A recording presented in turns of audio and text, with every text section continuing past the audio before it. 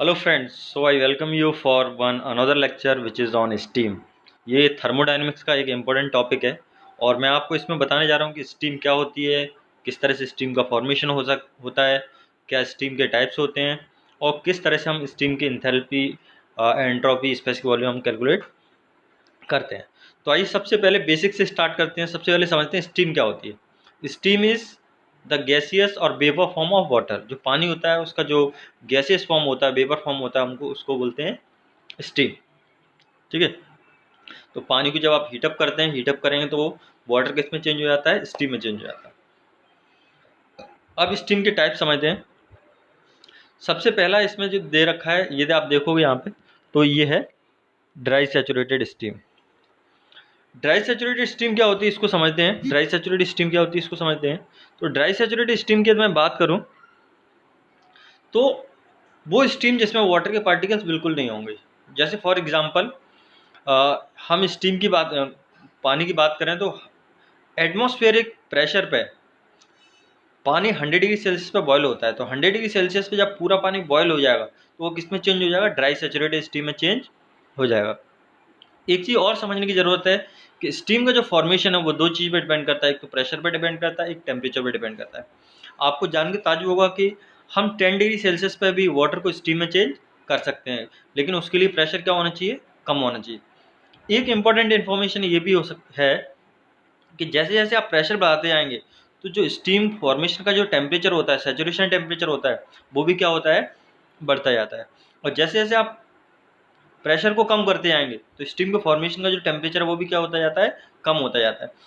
एक और एग्जांपल के तौर पे बताता हूँ आपको। जैसे अर्थ की सरफेस पे यदि आप पानी को बॉयल करें तो 100 डिग्री सेल्सियस पर बॉयल होता है, लेकिन ये प्रैक्टिकल किया जा चुका है।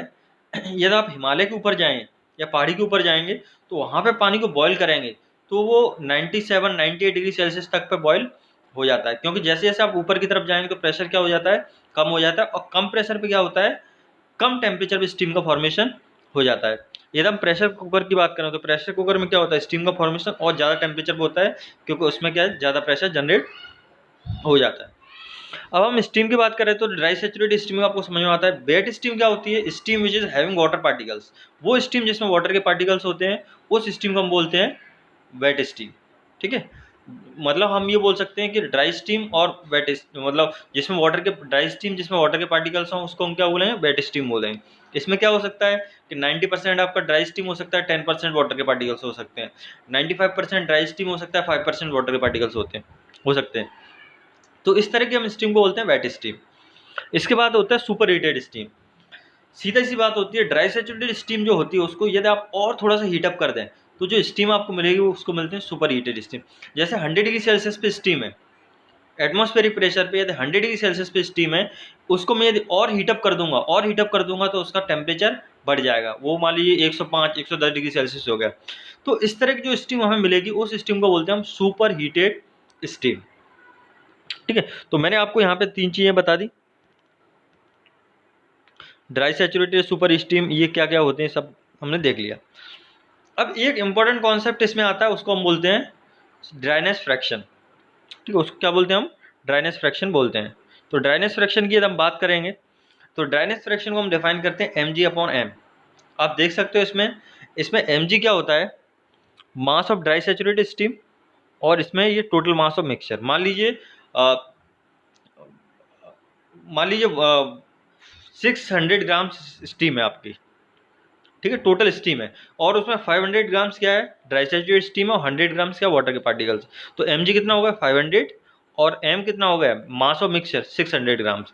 तो इस तरह से हम ड्राइनेस फ्रैक्शन को कैलकुलेट करते हैं। बेसिकली ड्राइनेस फ्रैक्शन क्या एक रेशियो होता है जो कि ये शो करता है कि आपकी जो स्टीम है वो कितना % ड्राई है। तो आप यहाँ से फॉर्मूले से देख सकते हैं, हम ड्राइनेस फ्रैक्शन को x से शो करते हैं, x इक्वल्स mg/m। इसमें mg रिप्रेजेंट कर रहा है mass of dry water vapour, और m रिप्रेजेंट कर रहा है मास ऑफ मिक्सचर। मिक्सचर का मतलब उसमें दोनों इंक्लूड होंगे, ड्राई वेपर भी इंक्लूड होंगे प्लस वाटर के वेपर भी इंक्लूड होंगे। ठीक है। और आप देखोगे कि यदि 100 हो जाएगा, x की वैल्यू 1 आ जाएगी, x की वैल्यू 1 मतलब ड्राइनेस फ्रैक्शन 100% हो गया।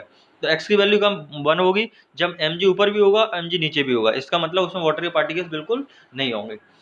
और यदि mg 0 हो जाए, mg 0 होने का मतलब ये है कि वाटर उसमें ड्राई स्टीम की क्वांटिटी 0 हो गई। तो x की वैल्यू 0 कब होगी? जब वाटर होगा पूरा, उसमें कोई स्टीम के पार्टिकल्स नहीं होंगे। x की वैल्यू 1 कब होगी? जब उसमें पूरी तरह से स्टीम होगी, वाटर के पार्टिकल्स बिल्कुल एब्सेंट होंगे।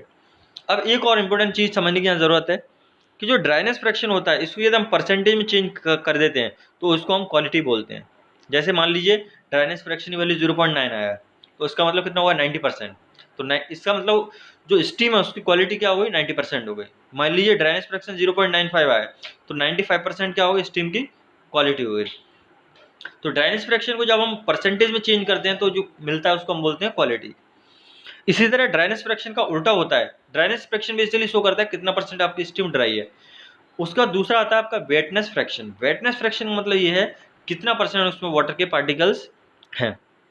तो वेटनेस फ्रैक्शन का जैसे आप फॉर्मूला यहाँ पे देख सकते हो, wetness fraction equal M upon M, जिसमें एम रिप्रेजेंट कर रहा है वाटर के पार्टिकल्स, कितने उसमें वाटर के पार्टिकल्स हैं, और एम रिप्रेजेंट कर रहा है मास ऑफ मिक्सचर, जिसमें आपका वाटर के पार्टिकल्स भी होंगे और ड्राई वाटर वेपर भी होंगे।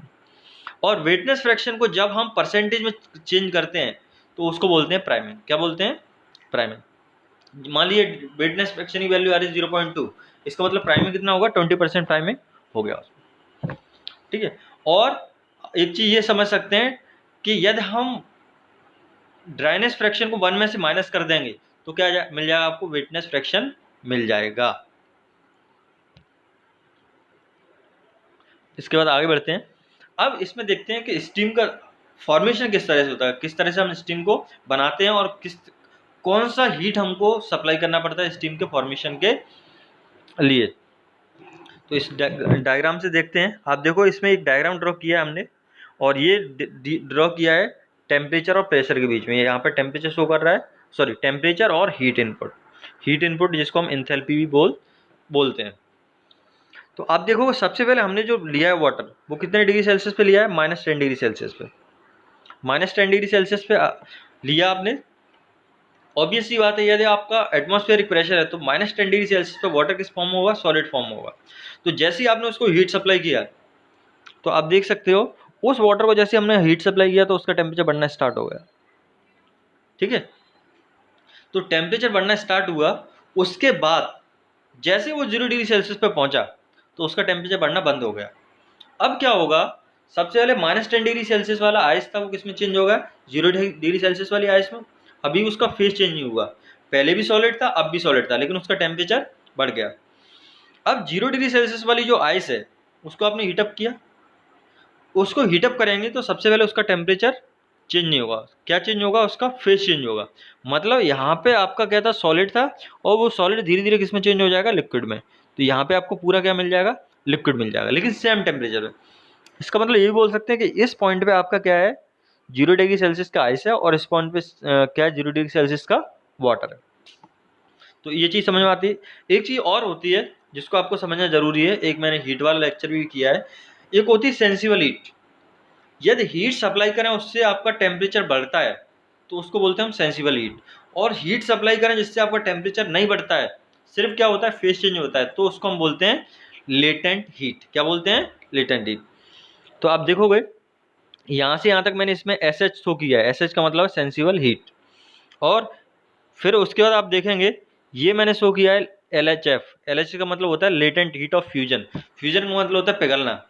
तो आप देखेंगे जब आइस है, आइस क्या होगी? मेल्ट होना स्टार्ट हो जाएगी, तो इसलिए हमने इसको बोल दिया latent heat of fusion. Fusion का मतलब होता है मेल्ट होना। तो हम यहाँ पे आ गए। अब आपको यहाँ पे 0 डिग्री सेल्सियस का वाटर मिल गया। अब 0 डिग्री सेल्सियस के वाटर को आपने फिर हीटअप किया। 0 डिग्री सेल्सियस के वाटर को यदि आप हीटअप करेंगे तो उसका टेम्परेचर धीरे धीरे बढ़ता जाएगा, बढ़ता जाएगा, बढ़ता जाएगा। और जैसे ये 100 डिग्री सेल्सियस पर पहुंच गया तो इसका टेम्परेचर बढ़ना बंद हो गया। अब क्या होगा? अब ये 100 डिग्री सेल्सियस का वाटर है। यहाँ पे जो 100 डिग्री सेल्सियस का वाटर है, ये किस में चेंज होना स्टार्ट हो जाएगा? स्टीम में चेंज होना स्टार्ट हो जाएगा। ठीक है। तो 100 डिग्री सेल्सियस का वाटर है, उसका टेम्परेचर तब तक नहीं चेंज होगा जब तक वो पूरी तरह से स्टीम में चेंज नहीं हो जाए। तो इस पॉइंट पे आपको क्या मिल जाएगा? ड्राई सैचुरेटेड स्टीम मिल जाएगा, ये जो पॉइंट है। ठीक है। तो 100 डिग्री सेल्सियस वाला वाटर आपका 100 डिग्री सेल्सियस स्टीम में चेंज हो गया। और चूंकि इस हीट में यहाँ पर जो हमने हीट सप्लाई की है उसमें भी क्या हो रहा है? आपका टेम्परेचर चेंज नहीं हो रहा है, सिर्फ क्या चेंज हो रहा है, फेज चेंज हो रहा है। फेज चेंज हो रहा है तो इस हीट को हम क्या बोलते हैं, लेटेंट हीट, जिसमें आपका टेम्परेचर चेंज नहीं होता है, सिर्फ क्या चेंज होता है, फेज चेंज होता है।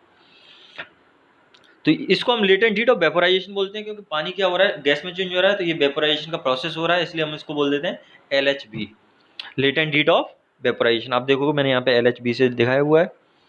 अब यदि मैं 100 डिग्री सेल्सियस वाली जो स्टीम है, ड्राई सैचुरेटेड स्टीम, उसको और हीटअप करूंगा तो क्या होगा, उसका टेम्परेचर फिर बढ़ना स्टार्ट हो जाएगा, और हमको जो स्टीम मिलेगी उसके बाद, तो कौन सी स्टीम मिलेगी, सुपर हीटेड स्टीम मिलेगी। कौन सी स्टीम मिलेगी, सुपर हीटेड स्टीम मिलेगी। तो आपको मैंने यहाँ पे कुछ चीज़ें शो भी की हुई हैं, आप देख सकते हैं।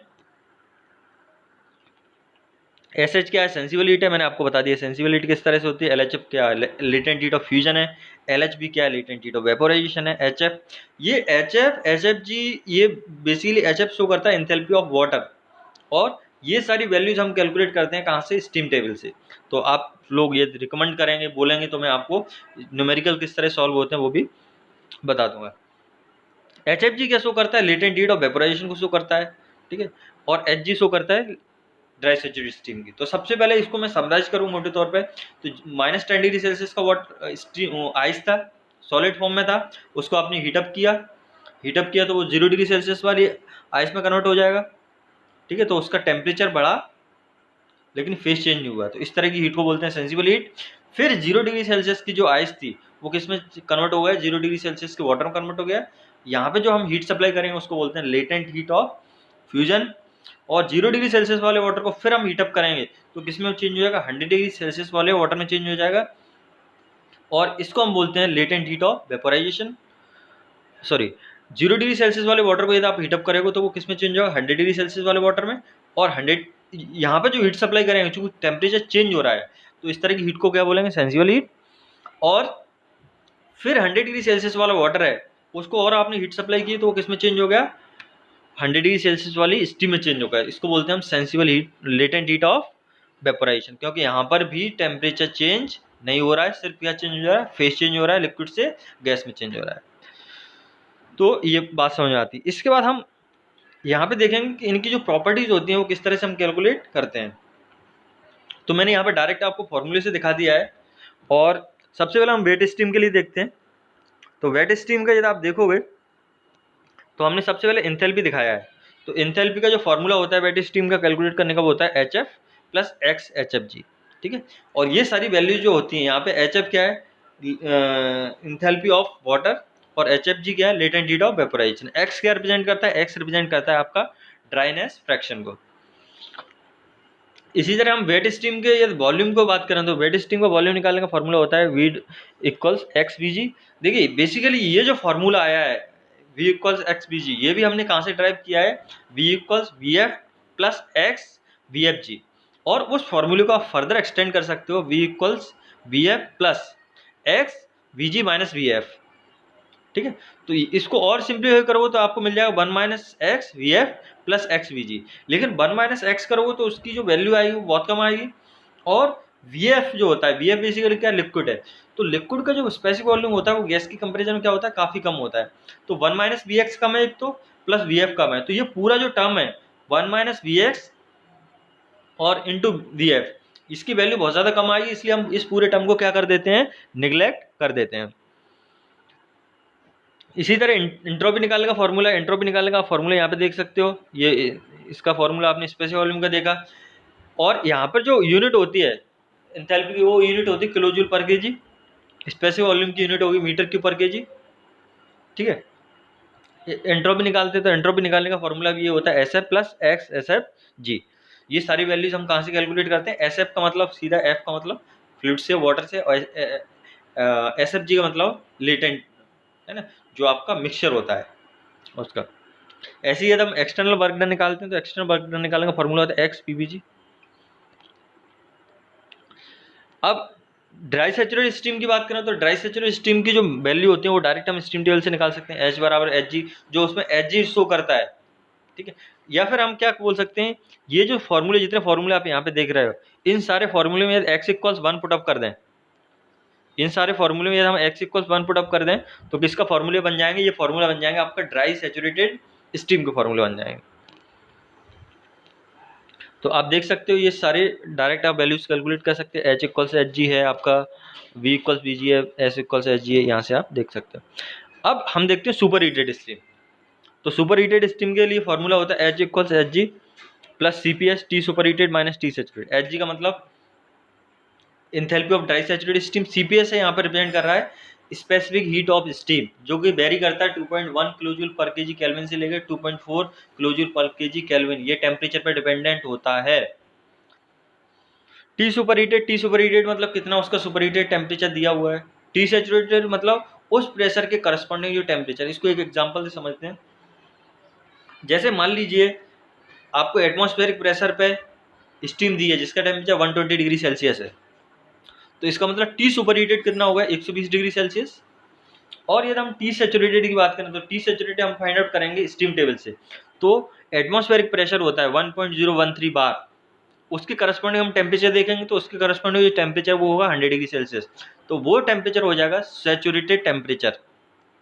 ठीक है, तो आपको सुपर हीटेड टेम्परेचर और सैचुरेटेड टेम्परेचर समझ आ गया होगा। सैचुरेटेड टेम्परेचर हम हमेशा फाइंड आउट करते हैं कहाँ से, स्टीम टेबल से, प्रेशर के करस्पॉन्डिंग जो टेम्परेचर होता है उससे।